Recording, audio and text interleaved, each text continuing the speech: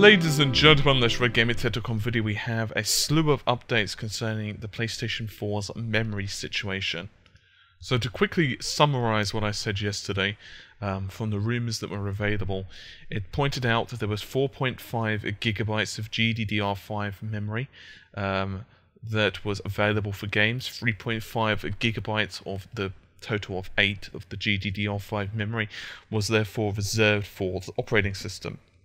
And there was what was known as 1 gigabyte of the memory, and that memory was known as a flexible memory, and that could be requested from the operating system, but if the operating system said no, I actually need that back, the game would be forced to give it away. And that of course caused some concerns, because people were immediately saying, well, how is that going to work for games? How is that going to work if the game is really needing that memory because of a really intensive scene, and that's pretty much all there is to it. However, there have been a series of updates for this, including a Sony comment. So we're going to delve into that in this particular video, and then we're going to do some analysis of it. I'm going to read you guys out the Sony quote first. We would like to clear up a misunderstanding regarding our direct and flexible memory systems. The article states that flexible memory is borrowed from the operating system and must be returned when requested. That's actually not the case. The actual true distinction is that direct memory is memory allocated under traditional video games model, so the game controls all aspects of its allocation. Flexible memory is memory managed by the PS4 OS on the game's behalf, and allows the game to use the very nice FreeBSD, which is operating system, out of quote, virtual memory functionality. However, this memory is 100% the game's memory and is never used by the operating system. And as it is the game's memory, it should be very easy for the developers to use it. We have no comment to make on the amount of memory reserved by the system or what it is used for. So, to give you guys some clarification, that means that the game basically gets 4.5 gigabytes of memory by itself. That is the game's controlled space, and it could do with that as it wishes. Then there is another 512 megabytes, which the operating system controls, but is completely and utterly usable for various aspects of the game. And then there is another 512 megabytes, but this is a swap file, and this is for the game. So in short, it's not 4.5 gigs of memory available for the game, it's actually 5 gigabytes of GDDR5 memory. In addition to that, there's the 512 megabytes of paged file. Now we're going to speak about this a lot more in just a moment. So what does this actually mean? Well, as you guys are most likely aware, the PS4 uses what is known as Unified Memory, and we're going to really quickly go over the PS4's memory architecture, as well as the overall structure of the system. This is going to be pretty brief. I have done an analysis of this. If you're more curious, you can check out the recent APU video that I've put out. Just go to the search on the channel and just search for PS4 APU, and it'll be the most recent one. The PS4's unified memory basically means that developers can use that memory however the hell they want. If they want to fill it up with all textures, they can. If they want to put sound files in it, they can. If they want to fill it up with art assets, physics, sound, music, sound and music of course being two different things, and so on and so on and so on. They can do whatever the heck they want with it. They can fill it up with either game code, or they can fill it up with JPEGs if they want. It doesn't matter, it is down to them and their particular title, their particular game. Of course I'm just being a bit silly with the JPEGs, but just saying it for fun. But you guys get the idea of what I mean. Now that unified memory is usable by either the CPU or the GPU. Now this is the important part. That means that they can actually split the memory however they need it. They can make it 50-50, they can use a lot of it just for the GPU, they can use a lot of it for the CPU. It depends on their project, their game, and therefore it's basically down to the programmers, the game designers, to use the memory how they see fit. Furthermore, there is of course the memory bandwidth. Now the PS4 uses GDDR5 memory, and we do know that that puts out 176 gigabytes per second of memory bandwidth. all of that memory bandwidth, 100% is available as far as what we understand to the GPU, the graphics processing unit, which is of course on the AMD Jaguar. There is a bus which also links the CPU to the memory as well. This is a separate bus. The two buses, by the way, are known as garlic and onion. And this bus will allow the CPU to communicate directly with the memory. The two buses act completely and utterly independently, so the GPU can be requesting one thing, while the CPU can be, say, either reading or writing another thing. That's fine. The CPU bus is a lot slower. It's about 20 gigabytes per second. I say about because this has not been confirmed yet, but we're pretty damn sure that's what it is. Finally, there's a high-speed bus inside the APU, which pretty much allows the CPU and GPU to talk together. Now, once again, a lot of this stuff is covered in a lot more depth in the APU video, so you can check that out. As well as various AMD Jaguar videos, which go into a lot more detail about how the Jaguar works as a whole. But I'll leave that to you guys to check out if you've not already perused them. So, with that said, you have a pool of 8 gigabytes of GDDR5 memory, and secondly, you of course have the memory bandwidth. Now, what we do know, and for what various leaks and sources are saying, is simple. There is no way that the operating system itself is using all of this memory. And what most people are assuming is that Sony are basically hedging their bets, reserving the memory for prosperity, for future, because they're not exactly sure what they're going to be using it for. So, it's most likely that this memory, at some point into the future, especially when they can get the operating system shrank a little bit in the OS, in the memory, that is going to become available for games developers to utilize as they wish. In other words, the amount of available memory will grow. So, what about the swap file thing? What the hell is that? Well, this is virtual memory, and as I said, it is basically a file on a hard drive which acts as physical RAM, but is considerably slower. To give you guys an idea of this, I'm just going to take you through a couple of very basic examples on a Windows-based machine. I'm going to be using Windows 7 just for my steps, but by all means you can follow along or not, or you can Google the respective steps for whatever system you're using, whether it's Apple OS or whether it's a Linux-based OS or whatever. But I'm just going to be using Windows since it's the common base denominator for this. You can do the following on an empty portion of your taskbar, in other words, the bar at the bottom portion of your screen. You can simply right-click, click on Start Task Manager. And after a second or two, that will of course pop up. And then under the Performance tab, which of course is, you've got Applications, Processing, Services and Performance. Click on Performance and you'll be able to see not only the CPU usage history, but you'll also be able to see physical memory usage and paged memory usage as well.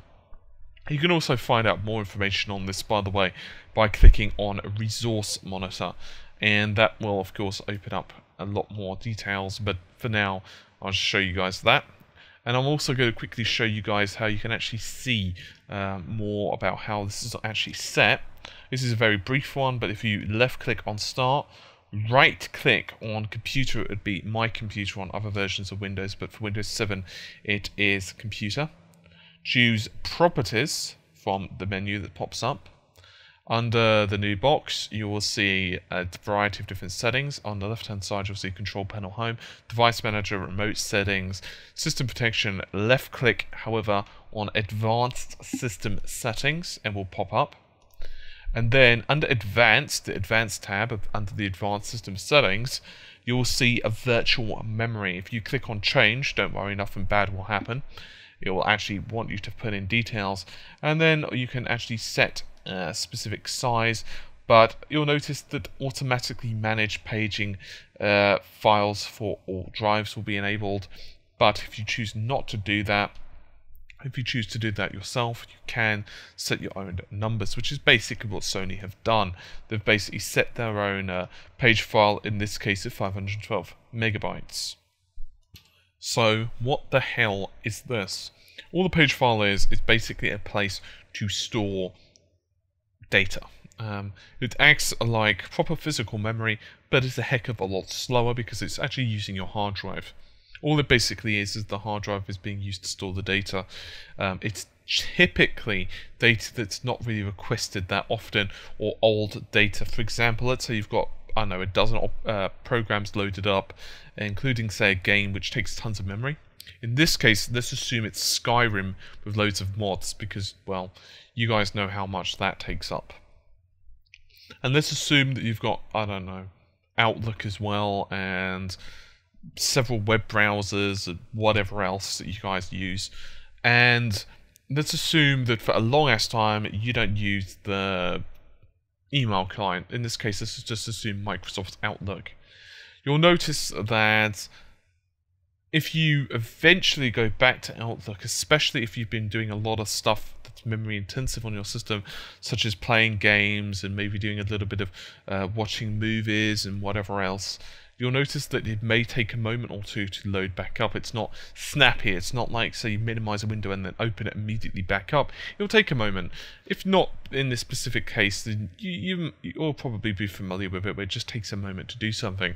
It's not where the processor is busy, because you know that it's not doing anything right this second. It's not like you're playing something particularly strenuous. Maybe you've got the game minimized, so it's not really doing anything. But it's actually a case of, well, all that's happening is the application has been moved from Windows, and Windows has said, okay, well, I've run out of memory. I need to put this into the swap file just for now, and I'll get it back later when I need it. And then, of course, the exact state of the program, everything that was open, the whole thing has just moved lock, stock, and barrel. Well, maybe not exactly lock, stock, and barrel. It depends on the size of the application, how it's written, and goodness knows what else. Parts of it will have been moved to the virtual memory, and then it will be moved back. Simple. So that's why sometimes you'll just see your system whirring for a few seconds, and that term, by the way, is known as thrashing the hard drive. Rather obviously, performance will go down if a game is using this. It won't be snappy, it won't be super quick, but it will be fine. It will, no doubt Sony and games developers will know how to use this properly, and it will be utilized as such.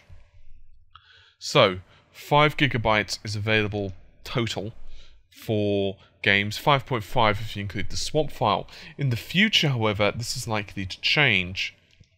I mentioned in just yesterday's video that Sony have a history of improving the operating system.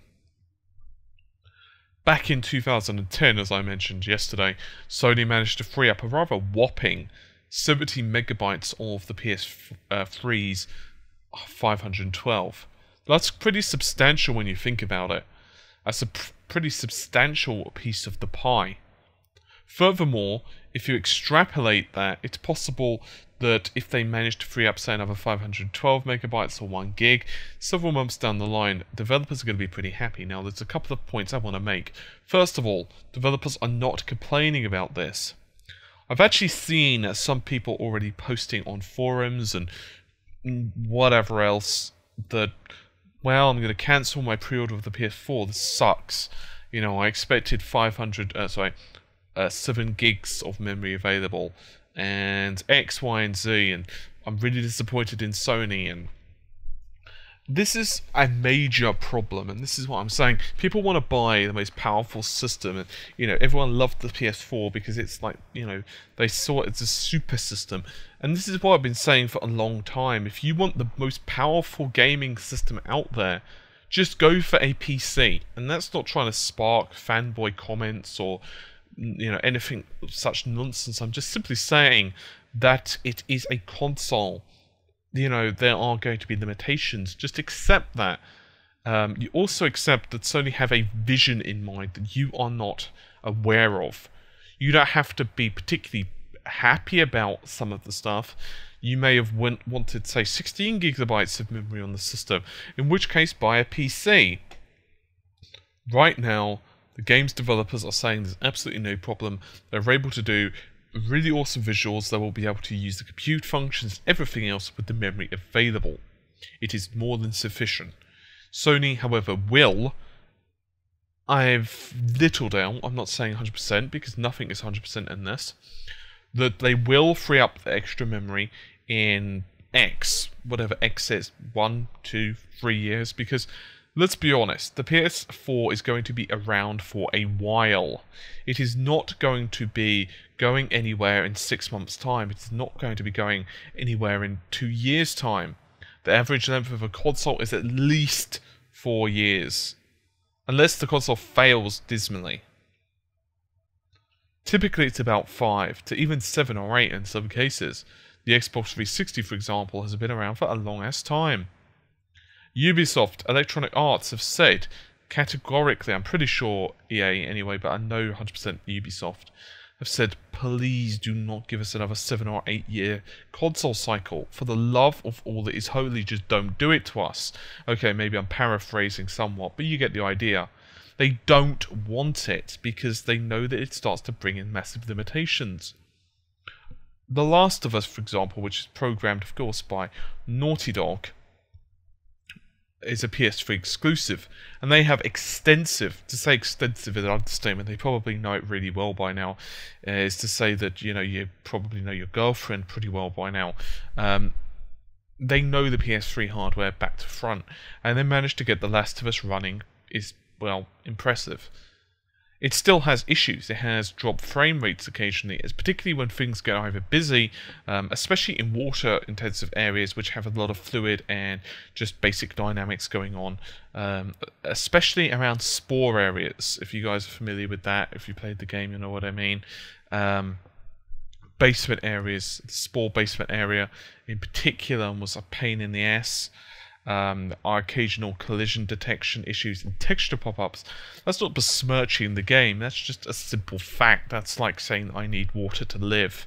It's a simple fact, and it's not anything against the game, it's nothing against the PlayStation. It's a miracle that they managed to get out what they did. But here's the kicker. They managed to do it, and it's pretty damn impressive. And that was done on 512 megabytes of RAM. So was Gears of War. So was Dishonored. So were all of these games that you're going to be seeing.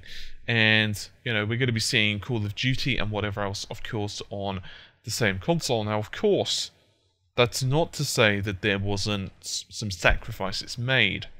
No doubt they had to, of course, use lower resolution textures than what they would like to have. They probably used just about every trick in the book to reduce the code size and everything else. But this is another point as well. Performance will not just go up because of a little bit of extra memory. And I'm not trying to marginalize this. I'm not trying to say that memory is, you know, this trivial thing that means, you know, absolutely, you know, is worth beans. But what I'm saying is that there is a lot more to it than just that. Performance is also going to go up because you're going to understand the system a lot more. No doubt there are going to be performance updates anyway, which of course are going to improve GPU performance, as well as CPU performance, as well as overall system performance as a whole.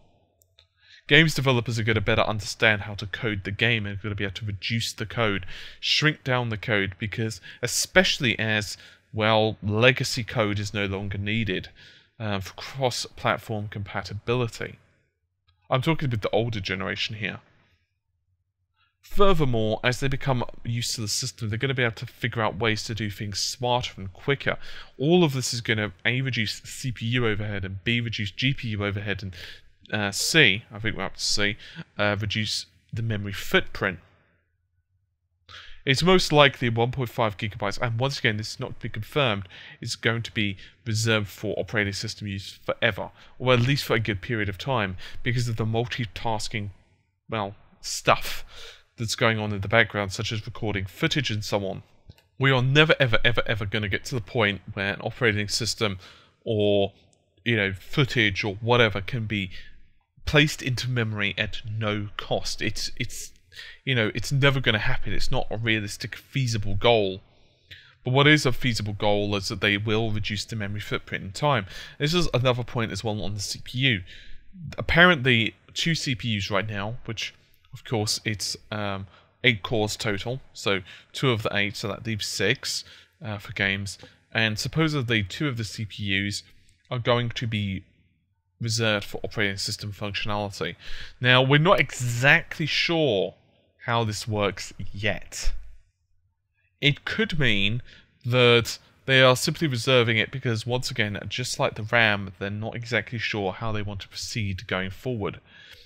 It may be that they're just holding it back and saying, you know what, we're just going to keep it because we're not really going to sure how we're going to move forward, proceed with the operating system, with other functionalities in the future. So for now, that OS, that CPU is just pretty much not exactly dormant, but it's not really doing much.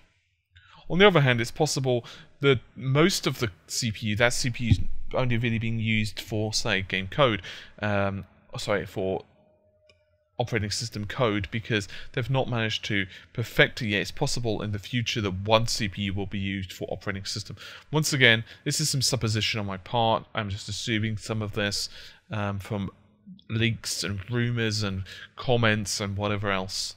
But it's certainly possible. How much performance can you really get from just updates or tweaks? A lot. The PS4, of course, is not analogous to a PC in some ways.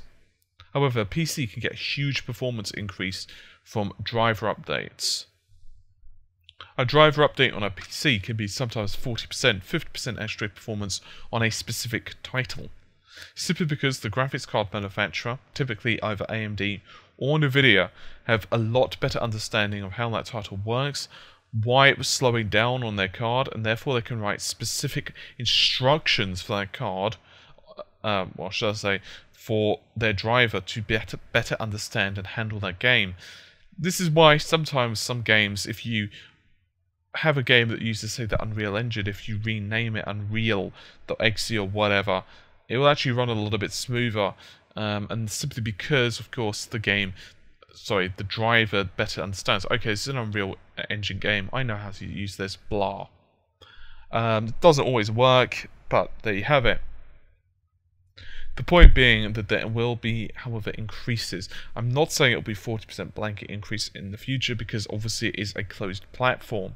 However, definitely there will be small tweaks and improvements they are going to make over a period of time, which will not only free up resources, but also make those resources a lot better. Similarly, the game's developers themselves aren't just in this to be dragged along. Naughty Dog cannot expect Sony, even though of course they are a first-party studio, to just hold their hand and keep making infinite improvements on the system. Neither can EA, neither can Ubisoft, neither can anyone else, and let's face it, no one expects them to. It's a symbiotic relationship. That's why Sony are working so closely with developers, so that developers know how to better utilize the system. This is one of the reasons that, of course, the low-level API is so important on the PS4. We know this because it allows them to better utilize the performance. I've done another video on this, by the way, you can check that out. But it allows them to better utilize the PS4's true potential, simply because there is this overhead and they can better talk to the system independently and say, okay, I need it to do this and it to do this, rather than an interpreter. An intermediary would be a better word, actually, going in there and saying, okay, well, this is what they want to do. It's better just to tell it. It's like, you know, no middleman, if you will. And you know what I mean, right? If you've got a friend and you want to tell a friend, you know, a certain thing you need them to do for you, so you tell another friend to tell that friend what you need, and it always comes out either a little bit wrong or a little bit slower than what it should. Sometimes it's just better just to call up the friend and say, dude, I need you to pick me up from, you know, the train station at 7.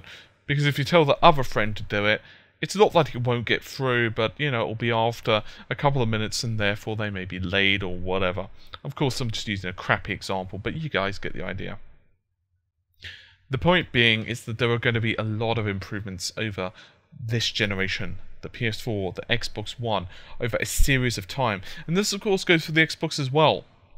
It has a very complicated operating structure, definitely the most complicated out of any of the next generation consoles, and also, to be more precise, the most complicated of any console ever, most likely.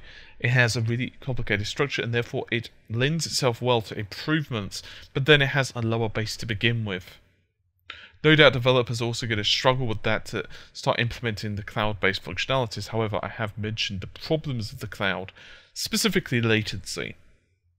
Sony are fairly lucky that it has an advantage, it has a computational advantage that doesn't really require cross-platform compatibility to take advantage of. It simply means that it, along with PC, we know that PC is going to be the lead platform in many developers' eyes because it's the common denominator between the two. It so happens, as I mentioned in another video, that the PS4's API is very close to the X11 with some changes, and of course the Xbox One is using a version of the X11, and of course Windows itself. So PC is just the easiest thing to program for and then port across. This is really good news for, well, the PS4 because it's really easy to do so. So don't worry about anything. My own pre-order of the PlayStation 4 is not going anywhere. I am extremely looking forward to it. I'm damn well excited about the PS4. And it's going to take a lot more than just, you know, a gigabyte of memory being reserved for future use to dissuade beyond this. So don't worry about it. It's not going to make games suddenly perform worse. Games developers are happy with it, and that is the most important thing. And if they come to a stage where they feel that they need more, Sony are going to be already ahead of them. They're not just going to be sitting on their laurels, we've released the console, that's it. They're going to be working with the developers. They're going to have their R&D teams and software teams still trying to improve this console. They're not just going to leave it out there. That's one of the reasons the PS3, for example, in 2010, a couple of years after its initial release, had its operating system drastically reduced because they managed to do so. And there's going to be the same for the Vita and the PS4 and goodness knows what else. Sony are good at doing this. All console manufacturers now are good at doing this. Look how many releases of the Xbox dashboard there have been. Numerous, right? Each one has improved it. For example, better resolution options available, better VGA support, whatever else. And it's certainly going to be the same for the PlayStation as well. They're going to slowly improve and better the features as well as the performance of the system. I don't know if I'd exactly consider it the best plan in the world to reserve the memory, but they have specific reasons to do so. They don't exactly know what they want to use it for, so it's better just to say, you know what, for now we're just going to hold it back and see how things develop. Meanwhile, even on the PC, it's worth noting, games are typically still 32-bit right now, and yet the graphics are so much better because of better texture resolution and so on. We're still going to see a massive improvement on the PS4. 5 gigs plus, of course, the 512 swap is still pretty damn big, and we're going to only see things get better. So don't worry about things, guys. Once again, there are still a few issues we're not 100% clear on in the PS4, but I will cover them as and when we are made aware of them. Regardless, this is actually the second time I've recorded this video today. Just as a slight caveat. Why? Because there was a huge update on news just literally minutes after I recorded a 30-odd minute video. So, yeah, after about an hour of recording today on just this specific video alone, after I've done legs, by the way, at the gym, I want a rest. So, that's it from me on this particular subject and video for today. If there's another update, by the time I finish recording this, I will probably cry. But for now, I'm going to assume there's not, and I will live in La La Land. But no doubt, on a serious note, there probably will be further updates to this. I will, of course, cover them as and when they come up. But for now, that's about it on this particular topic. We don't have anything more. Very happy that Sony have commented on this. However, I had a feeling they wouldn't take too long, because, well, yeah, people were not very happy actually on various forums, which I think is kind of funny. But regardless, hopefully you guys have enjoyed the video. I will see you soon. Take care. Bye for now.